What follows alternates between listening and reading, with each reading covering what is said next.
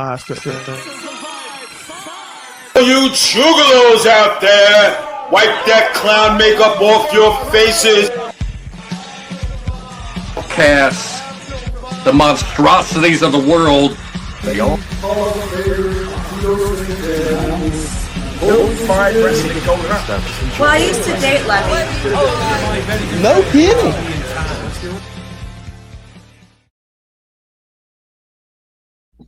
Ladies and gentlemen, the stories of our demise have all been false lies. The notorious ATB and Till 510 are back in the studio again. Welcome to Till 5 Wrestling Season 5, Episode 1. We're glad to be back here. Let me just tell you, folks, that super flu is a bitch.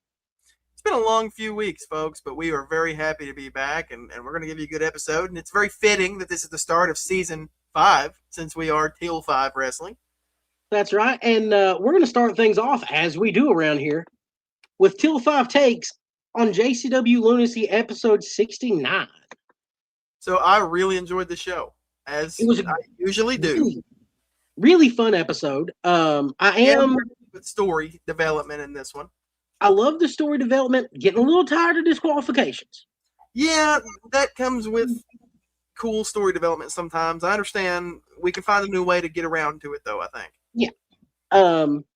First thing we got to talk about, we have a new JCW World Champion. It's Mr. Anderson. There you go. Mr. Anderson, it is kind of cool to see Mr. Anderson with a belt in 2026, I got to say. I got a kick. So Russo's, when he was announcing that they were going to have a new champion, said, I wouldn't wear a shirt because I'm a 65-year-old man. Anderson wins the belt and he's wearing a shirt. I really did get a kick out of that. That's funny. I also love that the referee stopped James Storm from using the beer bottle, and during that time, Anderson smacked James with the belt, wins the belt. I think we're going to tell a really cool James Storm get the belt story here. I think that we're going to have Cocaine beating Anderson for the belt in a few weeks. Really? I kind of thought we may be going down like a James Storm redemption kind of arc deal here. I think that they were pushing Storm because he's a name, is what I think. That's fair. And the same reason I'm sure Anderson's a champion because Cardona took off back to Connecticut. Speaking of names, we have PCO in action again, part of the Luciano family now. I love it, bro. And taking on Quebecer Mike. Look, I've shit on Mosh Pit Mike a lot on this show. He has won me over since Santa Mike and Funk, whatever his Funk name was. Mike Funk.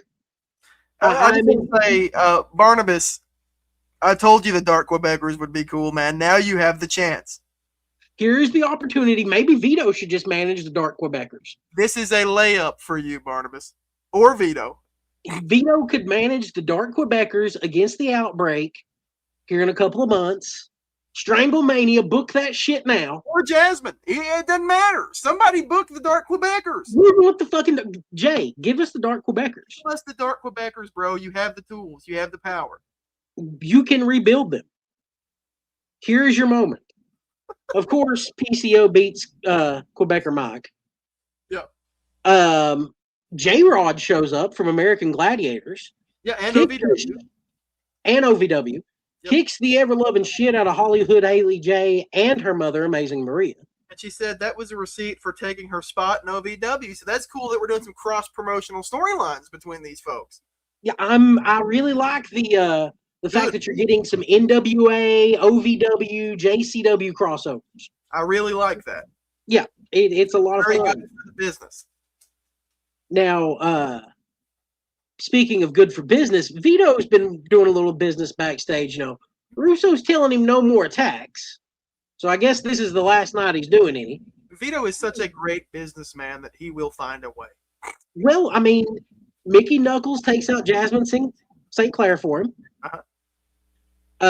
And she gets paid off and then decides to stick the money in her boob, which is okay. You had pockets, but if you wanted to stick it in your bra, that's fine too.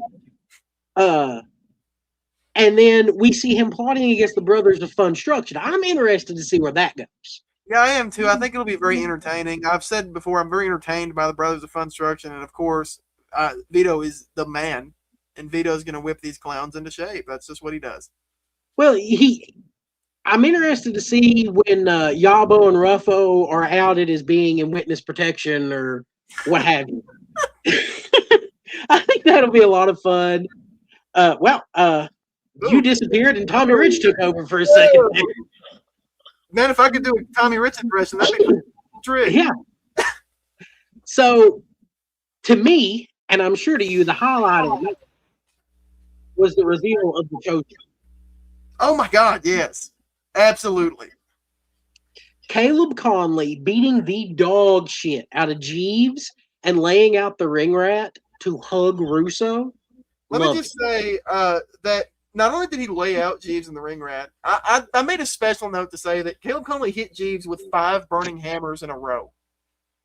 Well, you know what a burning hammer is? It's a move that was banned in Japan and the U.S. for a very long time.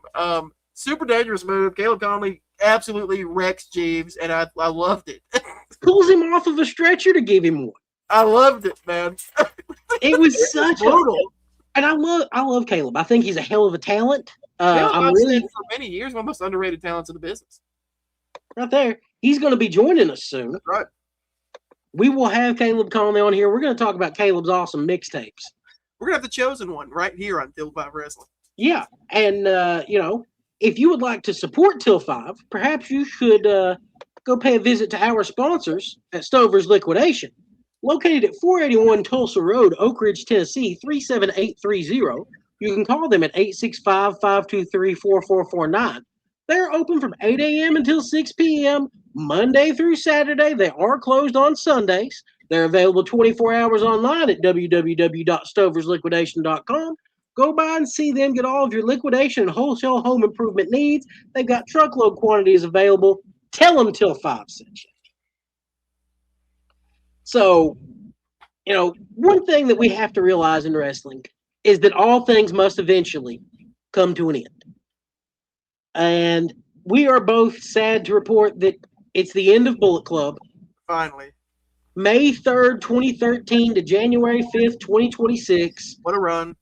It was a hell of a run. Great superstars. Legends. Literally some of the greatest wrestlers of all time are in the Bullet Club archives, if you will. Well, you look at the original Bullet Club. I love Prince Devitt, a.k.a. Finn Balor. Carl Anderson, Yeah, you were watching this era. Yeah, I was. And it was originally started out with the 4 of them. It was Devitt, Carl Anderson, Bad Luck Fale, and Tama Tonga. I like Tama Tonga. I think Tama Tonga is a hell of a worker that should have gotten more of a push as a solo star over the years. 100%. I love the fact that he's like $500 on Cameo, even more. I think that's hilarious. Hey, whatever, people probably pay it. So. Yeah, and then Balor would end up signing with the WWE and leaving as the phenomenal AJ Styles comes in to take over Bullet Club. That's right. And with AJ Styles comes new members of the Bullet Club, which include the Young Bucks, Doc Gallows to form the Good Brothers there. That's how that happened. You get Yujiro Takahashi and Chase Owens in this era as well. What was it? The Crown Jewel? Ain't that what they called Chase Owens? Yeah, Crown Jewel, Chase Owens. Yes, yeah, we're going to get into real Crown Jewels in the next segment. Yeah. This was a fun version of Bullet Club. Lots of ROH in this era. It was really cool for me as a lifelong TNA fan. I loved this era a lot because it was cool to see AJ doing something different. I liked AJ in Japan. I liked AJ and Generation Me, right? Yeah, and the Young Bucks. I love the Young Bucks. This is the era that I realized I was like, oh my God, these guys are awesome. I love the Super Kick Party. It was fun. Bullet Club was very fun in this era, but it wasn't the most fun era yet. We would get that next. That's true. As the Cleaner would become the leader of the Bullet Club. Now, this is my favorite era of the Bullet Club. This is when I actually started watching Bullet Club. Yeah. Well, this is when they started actually being a partnership with Japan or with Ring of Honor. So a lot of the Ring of Honor guys were in Bullet Club now. And during that era, with the people that I've already named you, you also got Cody Rhodes, Hangman Adam Page, Hikuleo, who is the third Gorilla of Destiny with Tama Tonga and Tangaloa. Marty Skrull, Hangman Page, Cody Hall, and briefly Frankie Kazarian. Yeah, I liked this era. I liked the Cody and Omega arguing over who the leader of Bullet Club was. I thought that was Adam Cole. I forgot I left off Adam Cole. That was crucial to this era as well.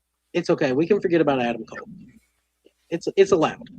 I really think that the person who deserves more credit out of this era than he gets is Marty, but we know how the IWC feels about that. Yeah. And another cool thing is I really like this era because between Cody and Omega and Adam Cole, there was a little bit of like leadership back and forth. You know, we had there was this who's really in charge. This became the Bullet Club Civil War era, basically. And that's really where all the split-offs eventually came from. That is where the Elite was born. The Elite was born here. I think this is what led to Villain Enterprises. It is what led to, yeah. It is. And it's what led to the club. Villain Enterprises spawned as a spinoff because Marty was left all alone when he decided to stay with Ring of Honor and not join, hence his own group. He had to make all his friends were dead, so he had to make his own. Yeah, and this group is what led to WWE acknowledging the club. Yeah, they teamed up because they signed the Good Brothers and AJ around the same time, and they eventually teamed them together. Yeah, and Balor was incorporated in it at different points. It was this group had this era of Bullet Club is what got them in Hot Topic. It got them all over the world, and that's really what changed wrestling. This is globally dominating. This era of Bullet Club led to AEW directly. And then when AEW was born, they had to have a new leader come in. So here comes Jay White, who was already in the group a little bit in the other era.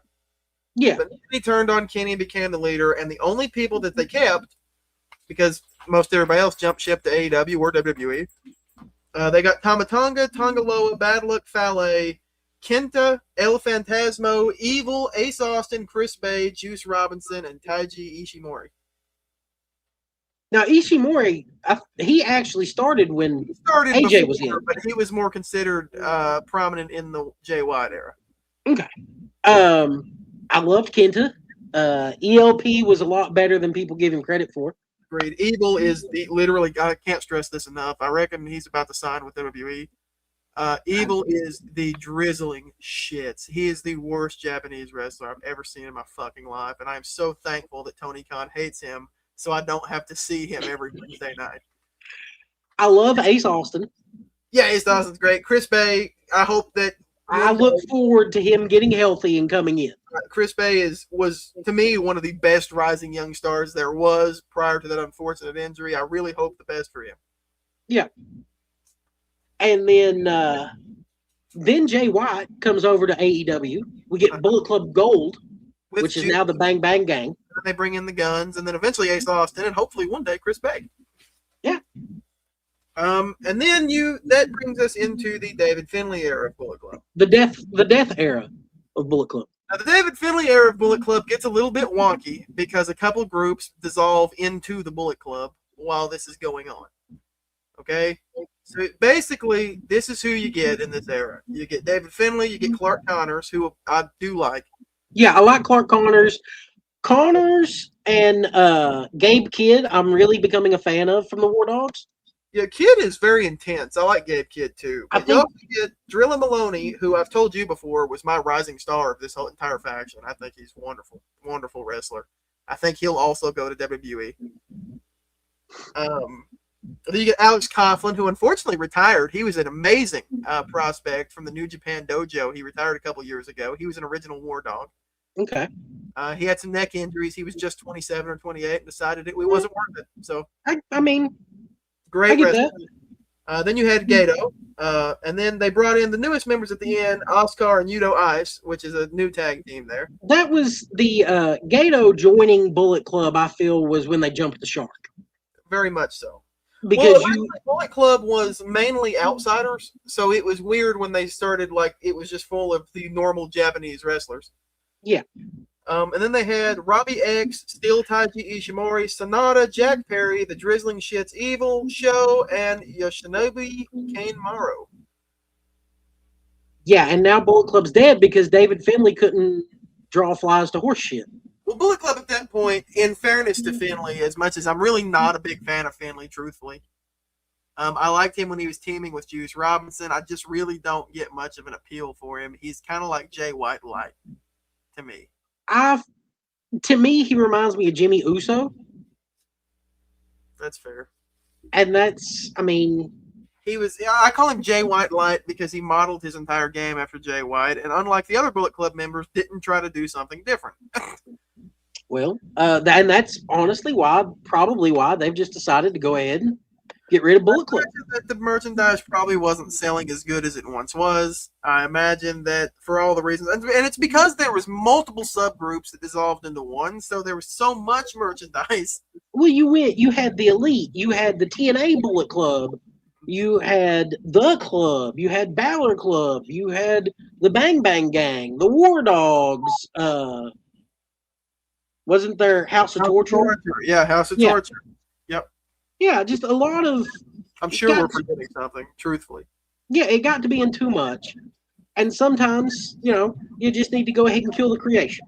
Things are better off this way sometimes, and if maybe down the line, fucking AJ Styles and Doc and Carl Anderson decide they're going to call themselves the Bullet Club on the Indies, if they can get the name, sure, roll with it. And, sometimes things change. You have to roll with some things. Like we're going to have to, during our time off, we had to postpone our GOAT Manager tournament. Yep. It was originally scheduled for the 27th. We're working with our other co-host to figure out a new date. A date as soon as we get one on that one. Yeah, and but we're still moving forward to our next live after that, which will be a faction warfare special. Hence, we're talking about Bullet Club. Another faction that I always loved was the Embassy. The real crown jewel of professional wrestling. Embassy forever. So Prince Nana, legit Prince from Ghana, West Africa, starts the Embassy in ROH. And this damn group has Jade Chung, John Walters, Matt Seidel, Spanky, Sour Naro, Daisy Hayes, Petey Williams, Xavier, Alex Shelley, multiple masked superstar dominator, stupid gimmick bullshit that I hate.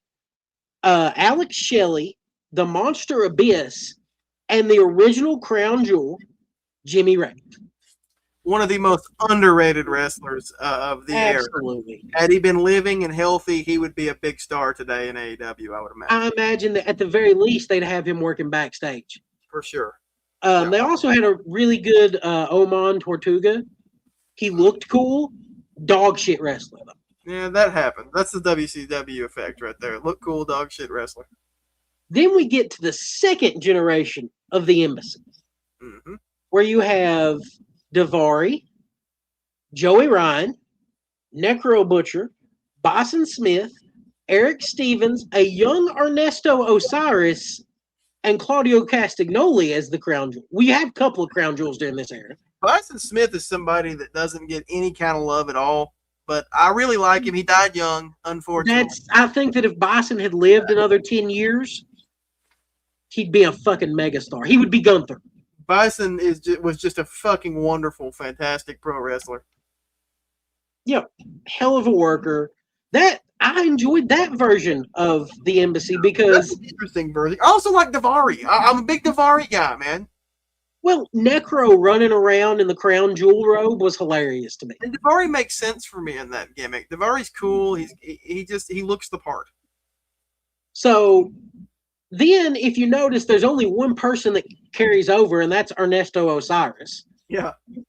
As it's now him, R.D. Evans, Mia Yim, Dave Taylor, Rhino, and the new Crown Jewel, the new TNT champion, Tommaso Ciampa. That's right. And, Dave Taylor, another guy, freaking awesome wrestler that just didn't get any credit. He was honestly born too soon. He was born in the wrong era. I feel like if he had been just 5 years younger, he would be regarded like Malenko.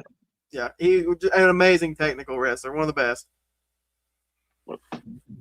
Of course, Tommaso Ciampa that we're seeing regularly on AEW now is the new Crown Jewel. Amazing wrestler. That amazing three-way with Claudio and Roderick Strong on Collision. A hell of a match with Mark Briscoe in his debut where he won Sylvie. Very cool. Yeah. I'm also got glad he's in AEW again. Glad he's in AEW. Glad he is affiliated with Ring of Honor again. Where he belongs. Where he belongs. You know, the Embassy was an ROH group, but there was an AEW version of the Embassy. / Ring of Honor, sort of adjacent. Yeah. There was the Mogul Embassy. They still worked, ROH. Khan did. You had AR Fox, Brian Cage, Bishop Khan, Toa Leona, and Swerve. Swerve Strickland. Yep. I love another Embassy group that I just genuinely loved that group. I liked that group. It's just a bunch of killers. Yeah, that one was stacked. There was nobody there that I found boring. And Fox is just awesome. A lot of people look at that and think Fox is the odd man out. Actually, unfortunately, his time in Embassy didn't last very long because of issues with visas. Yeah, visas. He was supposed to work Sting in England and ended up face again. This version of AR Fox, I think, was a very motivated version of AR Fox in AEW, and I would like to see them tap back into this at some point for him. Well, I look forward to AR Fox getting to work with the Rascalz. A Till 225 trio here. Now, go ahead. My favorite one, the only one that I've seen much of, is Myron Reed. Oh, that's so much fun. Myron is just the man. And because we mentioned AR Fox, we'll start with Myron because that's a guy who was trained by AR Fox in 2016 when he started wrestling. He wrestled a lot in the Kentucky Indies for a long time, and he stayed steady fast, and that still does that a little bit here and there. Yeah, him and his fiance wife, Killer Kelly. Yep, they had a wrestling wedding. They're married now. Okay, I wasn't sure if they got married yet. When the Rascalz signed with, or he would become a member of the Rascalz in 2018, rather, but shortly after that, Wentz and Trey and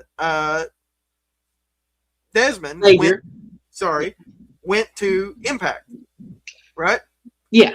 Myron didn't want to for whatever reason. He wasn't offered a deal. He was, just didn't happen. He stayed with MLW. So he went to MLW where he'd become a 3-time middleweight champion. Very memorable. That was during my tenure of MLW. He teamed with Jordan Oliver and another guy named Cotto Brazil as a stable called Injustice. They would come out in like prison jumpsuits. Cool. Their gimmick. They were basically disgruntled gang members. Well, it was funny. But eventually he would leave MLW in January 2023 after a very long stint there, and he would rejoin the Rascalz in TNA for the first time in a major company. And it just didn't work out. It just didn't work out for him, and he has now joined AEW, where I hope it does because he is so talented. Just like I think that Zachary Wentz, all three of these guys are fucking insanely talented. This is my top prospect, man. He's the cardiac kid. That guy can go. Yeah. He's got that lung capacity. Yeah, he's good, man. And he smokes up, they say, but he started wrestling in 2011, actually. He predates the rest of them a little bit. And he would join TNA alone in 2017 as part of the X Division. I thought Wentz started in 2014. My bad. I'm talking about Desmond. I went right into Desmond Xavier. Sorry. I'll get back to Wentz. Sorry. Okay. My bad. That was my bad. That's okay. Eventually, I have seen Desmond he's actually one of the few that I'll play with on the games as Wes Lee. Excellent moveset for the game. Hell of a talented worker. Yep. I do hate this dumbass backflip move they do. You're going to see a lot of that, Phil. I know. They're the stoners doing the stoner thing. So, but with Desmond, he would join TNA in 2017 as part of the X Division.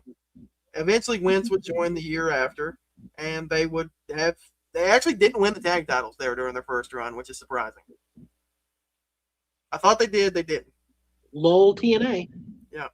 So then they would go to, Wentz and Xavier would go to WWE, and they would become 2-time WWE NXT tag champions. What was the MSK? What did that stand for? Marijuana smoking kids. Fucking course it did. Yeah, that was their subtle way around it. That's their whole gimmick. Okay, well, I mean, They're all great workers. You can tell. Yeah, they're all good workers.